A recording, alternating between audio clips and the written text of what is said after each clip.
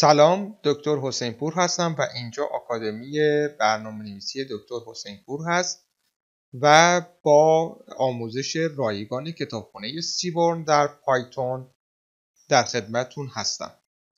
خب برای اینکه از این کتابخانه برای رسم اشکال استفاده بکنیم یا رسم پلات ها استفاده کنیم بر اساس دیتامون، ما نیاز داریم به اینکه کتابخانه سیبورن رو وارد کنیم.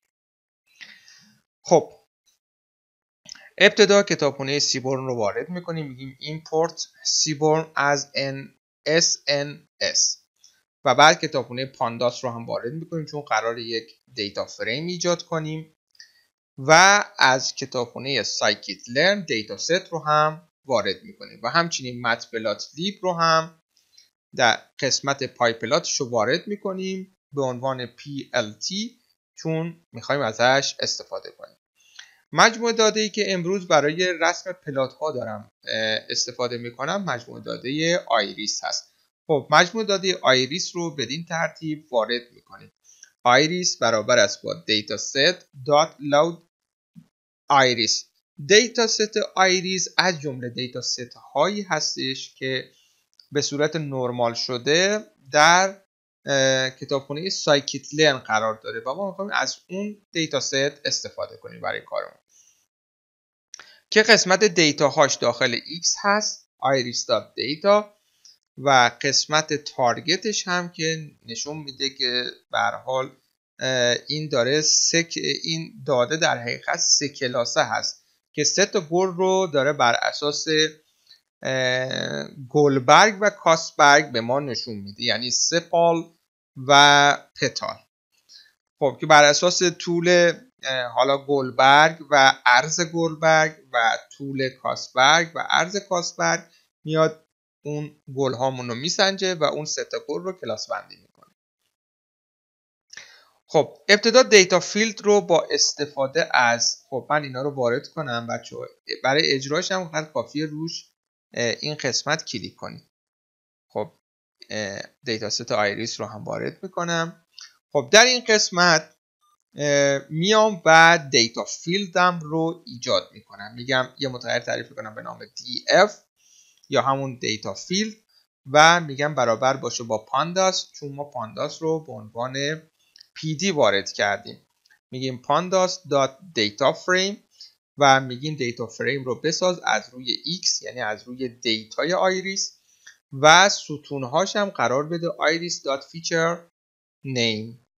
خب و من اینجا گفتم داده رو بهم نشون بده. خب اجرا میکنم تا بهم نشون بده. بله همونجوری که میبینید طول گلبرگ، عرض گلبرگ، طول کاسبرگ و عرض کاسبرگ اینا فیچر نیم های ما هستن و اینا هم داده هایی که مربوط به هر کدوم از این فیچرها هستن در مجموعه داده آیریس.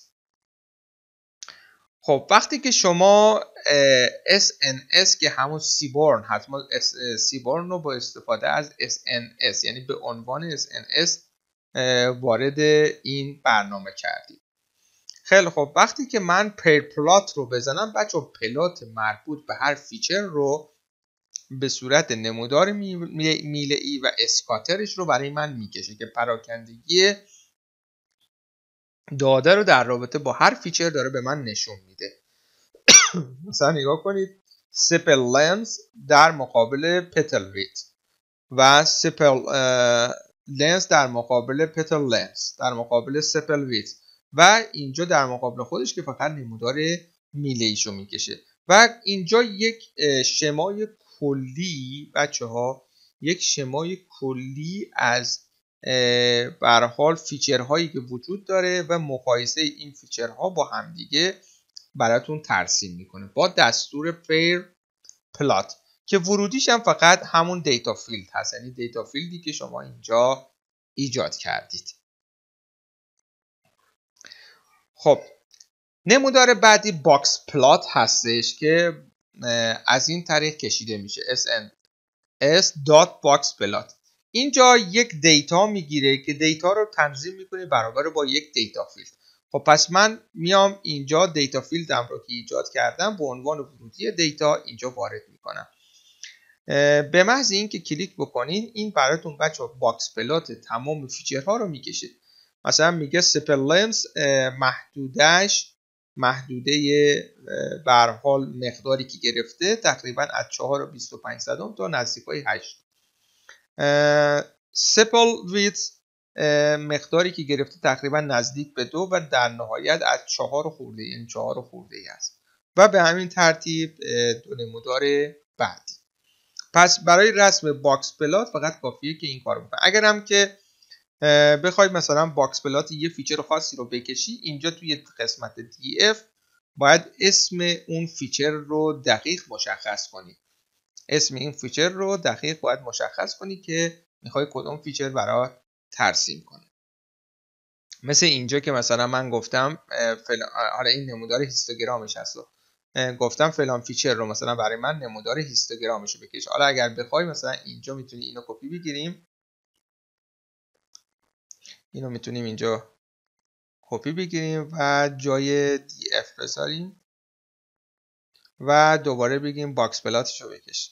ببین این باکس پلات فقط همون ستون رو میکشه، یعنی ستون سپل لنس، فقط باکس پلات این ستون رو میکشه، یعنی سپل لنس میاد باکس پلات این ستون رو فقط برامون میکشه. خب من اینو برش میگردم به همون چیزی که بخشید من اینو انتخاب کنم. خب برش میگردم به همون چیزی که بود که باکس پلات همه اینا بود.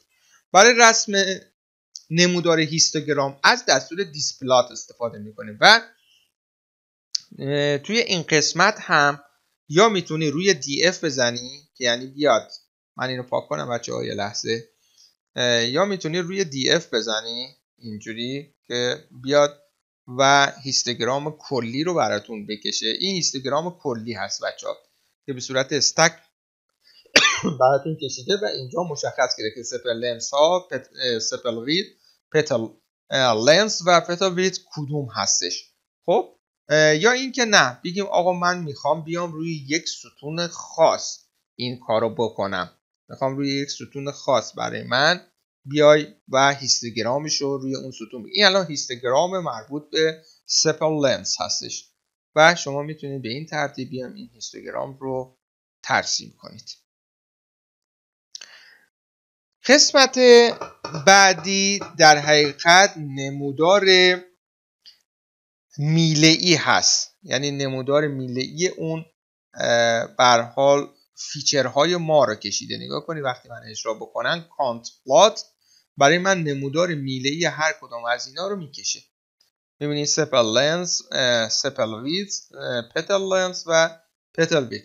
اینجا هم به همین ترتیب میتونیم مثلا حالا قسمت DF رو تنظیم کنیم مثلا روی یک ستون، بیای بگی آقا من میخوام فقط این ستون برای من ترسیم کنید و این میاد فقط مربوط به همون ستون رو براتون میکشه بچه‌ها. این هم میشه کانت، هم میشه تعداد تکرار دیتا دیگه که تقریبا 150 تاست دیگه. این داره کانت پلات یه نمودار میله‌ای برای ما میکشه که تعداد تکرارهای دیتا، یعنی اینکه چند سطر ما داریم توی دیتا مربوط به هر فیچر. خب که اگر من اینو بزنم اینا همشون به همین خاطرم هستن که در یه راستا هم و از هر کدومش ما 150 تا دیتا داریم. که حالا اینجا من اومدم حالا توی قسمت بعدی گفتم کانت پلات مربوط به سپل لنس رو برام من بکش، یعنی X رو دادم سپل لنس و گفتم از توی دیتای همون دیتا فیلد و بعد اینجا X تیکش رو روتیشنش رو دادم 45. حالا بهتون میگم این چی کار میکنه. نیا کنین این اولا داره به هر حال تعداد داده هایی که بوده رو برای ما میشماره. مثلا میگیم که ببینید اگر که یه چیزی من قبلش بگم، اگر من اینو غیر فعال کنم، خب اینو غیر فعال کنم اجرا کنم، اون نوشته های پایین نگاه کن یه سری تو رفتگی ها، میبینید نوشته ها رو هم نوشته شده. ولی اگر من روتیشن رو فعال کنم و بگم آقا روتیشن فعال باشه، این تو رفتگی نوشته ها کامل از بین میره و نوشته ها رو به این صورت نشون میده که داره یک آماری از به هر حال دیتایی که توی سپل لنس وجود داره رو به ما میده. فقط هم ستون سپلنس رو داره به من نشون میده بچه‌ها. فقط این ستون رو داره به من نشون میده و آماری که وجود دارن، مثلا اینکه ما 10 تا داریم که بین مثلا محدوده 5 تا مثلا 6 هستن. ما نمیدونم 8 تا اینا کانتن دیگه، شمارش دیگه. مثلا توی محدوده حالا اینجا مثلا تو محدوده حالا 0 تا 1 و خورده ای مثلا تو محدوده مثلا 4 مثلا به اندازه 3 تا داریم. تو محدوده 3 تا 4 نمیدونم اینجوری دیگه میاد برای ما. مثلا خود 4 ما نزدیک به 1 دونه و خورده ای داریم. همه اینا رو اینجا شمارش کرده و برای ما اینجا به این صورت نشون داده که از هر کدوم ما چند تا اینجا داریم و بدین ترتیب برای ما به هر حال اینا رو کشیده. قسمت بعدی فاکتور پلات هستش که قسمت فاکتور پلات که در حقیقت میاد برای ما نمودار فاکتور رو میکشه. اینجا 2 تا ستون میگیره. ما باید فاکتور یه ستون نسبت به ستون بعدی رو براش مشخص کنیم. مثلا میگیم آقا ایکسش باشه سپل لنز، ایگرگش باشه پتل لنز. میخوایم فاکتور بین گلبرگ و کاسبرگ رو به دست بیاریم. روی کدوم دیتا؟ روی همون دیتا فیلدی که مشخص کردیم. اینجوری میزنیم و برای ما نمودار فاکتورش رو به این ترتیب میکشه بچه‌ها. اینجا هم همینجور. ببین اینجا میتونستی بیای روتیشن بزنی که این پایینش بچه‌ها، اینم بچه‌ها نسبت شمارشی برامون میزنه ها. مثل هم. حالا میتونین که دوباره تو اینترنت بخونید که حالا هر کدوم از این نمودارها کارشون چی هست. حالا ما اینجا داریم فقط ترسیم نمودار رو میگیم که حالا هر کدوم از این نمودارها چجوری ترسیم میشن. حالا این کجا کاربرد داره، تو کدوم تجزیه و تحلیل کاربرد داره دیگه. اینجا اینا رو میتونید خودتون تو اینترنت پیدا کنید و به دستش بیارید. نگاه کنید اینجا دیگه ما میتونیم به این ترتیب بیایم و این در حقیقت همون محدوده هاش رو داره نشون میده و اینجا هم میگه که حالا مثلا چند تاشون به چه صورت بودن. فاکتور بندی بین نمودار x و y رو داره برای ما انجام میده. توی قسمت بعدی نمودار چگالی. اینجا هم دوباره باید ما یک نمودار یا یک فیچر رو نسبت به یک فیچر دیگه بسنجیم. اینجا ما اومدیم فیچر سپل لنس رو نسبت به پتل لنس سنجیدیم روی دیتا فیلد مشخص خودمون. وقتی من اینو اجرا کنم اینجا نمودار چگالیشو برای ما میکشه که حالا محدوده‌ای که به هر حال این دوتا دیتا داشتن، اینا محدوده‌ای هستن که این دو مورد دیتا داشتن و توی این محدوده بوده. و نمودار بعدی نمودار جوین پلات هستش که ما اینو به عنوان نمودار توزیعی میشناسیم که در حقیقت یه جورایی جوین پلات هم هست. یعنی اومده اسکاتر رو با نمودار میله‌ای جوین کرده و یه نمودار جدید برای ما ایجاد کرده. اینجا در حقیقت مثل همون دوتای قبلی شما باید x y رو براش مشخص کنید، چون میاد یک فیچر رو نسبت به فیچر دیگه روی یک دیتا انجام میده. خب وقتی من اینو بکشم یا کنید اینجا داره مقایسه میکنه سپل لنس و پتل لنس. اینا مقادیرهایی هستن که پتل لنس دارن، اینجا مقادیرهایی هستن که سپل لنس داره به صورت میله‌ای. و اینجا نمودار اسکاترش کشیده که محدوده‌ای که اینا مقدار دهی شدن رو داره نشون میده که مثلا این نمودار چگالیه بود، این محدوده اون محدوده بود. این هم داره تقریبا به همون صورت به ما نشون میده. و همچنین نمودار بار چارت بچه‌ها، نمودار بار چارت هم میتونیم بکشین اگر بخواید نسبت به یک ستون نسبت به ستون بعدی در نظر بگیرین که میتونید اینجوری بکشین. بار پلات نمودار بار چارت، یعنی توی مطبلات بار چارت میشناختیم، اینجا به نام بار پلات شناخته میشه که همون نمودار بار هستش که میتونیم نسبت به یک ستون و ستون دیگه در نظر بگیریم روی همون دیتا فیلد که مثل اینجا بیاد و از یه ستون به ستون بعدی رو اینجا که حالا این هم میتونید روتیشنش رو فعال کنید که به چه صورت باشه. بگیری، یا این که نه بیایم آقا نمودار بار چارت مربوط به حالا یک ستون رو بکشیم. مثلا بیایم اینجا ما اینو برداریم و اینجا نمودار بار چارت مربوط به یک ستونه که حالا روی بار چارت نسبت به یک ستون خیلی تفسیر خوبی نداره. اگر هم که ما اینو کلن برداریم، خب من اونو بیارم، خب کنترل زد بزنم اونو همه بیان، حالا اینو کلن من بردارم و نمودار بار چارت رو بکشم.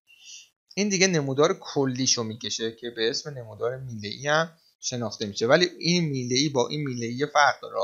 اینجا کانت یا شمارش دیتا یا سطرامون رو داره شمارش میکنه. مثلا این نمودار کانت پلات کارش همینه، اینجا هم همینجا داشت شمارش میکرد حالا مقادیرهایی که وجود داره، چند تا 7 و چند تا 3 و چند تا فلان، اینا رو داره شمارش میکنه و اینم که فاکتورش رو میگیره و اینجا نه محدوده حالا اون دیتا رو داره برای ما مشخص میکنه که مثلا سپر لمس تا نزدیکای 6 هستش از سپتا و همجور الی آخر. خب این نمودارهای واجب سیبورن بود که من اینجا سعی کردم تقریبا همه رو بگم و به صورت عملیاتی بر روی داده آیریس این نمودارها رو پیاده سازی کنم. خب امیدوارم که این آموزش مفید بوده باشه براتون. بچه حتما پیج ما رو در اینستاگرام دنبال کنید. پیج ما همون @drhusainpur.ir هست. وبسایت ما هم حتما سر بهش بذاریم چون بسیاری از آموزش هایی داریم که علیرغم پوشش دادن تمام مطالب قیمت هاش هم نسبت به سایر آموزش هایی که در بازار هست خیلی پایین تر هست. به اضافه این که هر کدام از دوره ها هم با پشتیبانی کامل صورت میگیره.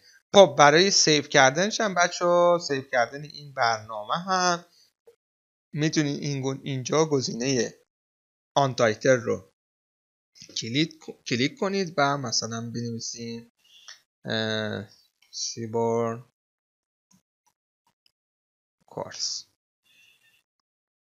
کورس فری. خب بعد برای اینکه اینو هم دانلود کنید برای کامپیوتر خودتون داشته باشین کافیه بیاین فایل، اینجا من یه خورده کوچولوش کنم اینو، بیاین گزینه فایل رو بزنین و بعد قسمت دانلود و بعد دانلود IPYNB. اگر که بخوایم در جوپیتر نوتبوک براتون دانلود یعنی استفاده کنید، اگرم که بخواین توی به هر حال ادیتورهای دیگه استفاده کنید میتونید نسخه پایش رو دانلود کنید. حالا من نسخه اولی رو دانلود میکنم. خب و این برنامه هم در اختیارتون خواهم گذاشت. خب موفق و شاد و سربلند باشین. خدایا رو نگهدارتون.